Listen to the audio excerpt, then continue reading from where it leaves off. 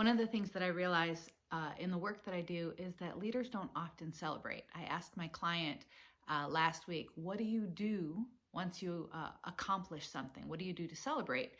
And she said, start a new project.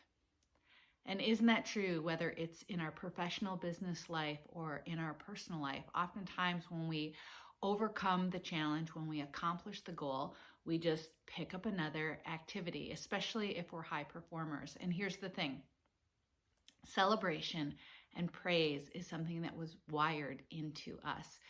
It is an act of acknowledgement and appreciation and gratitude, either for ourselves or the people who allowed it or contributed to the success.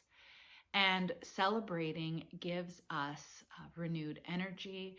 It does something in our subconscious that helps us to be propelled and build momentum into the next projects. When we don't celebrate, we are really just robbing ourselves of momentum, robbing ourselves of fuel for the next project. And over time, the lack of celebration can actually lead to burnout.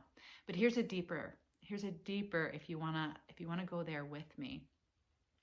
As a Christian, I often receive prayer requests from other people, as well as sharing, right? My petitions, my challenges, my struggles.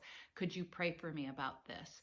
And I find in my own life, if I really take stock, if I evaluate or assess it, that I can spend quite a bit of time on the struggle and the challenge, talking about it, sharing it, laboring over it, praying for it, and asking others for prayer as well. And when there's resolution, when there is a victory, when we get through it or are healed from it, how often do we celebrate? How often do we extend praise to God, to our community for supporting us in those prayers? I was realizing that today that it's much easier to spend time in the complaint. And once we get through it, once it's overcome, we forget to celebrate. One of the reasons that I think God rewards us, if you want to call it that, or heals us, whether it's in scripture when Jesus was healing the blind and the lame and the crippled, it was to give God glory.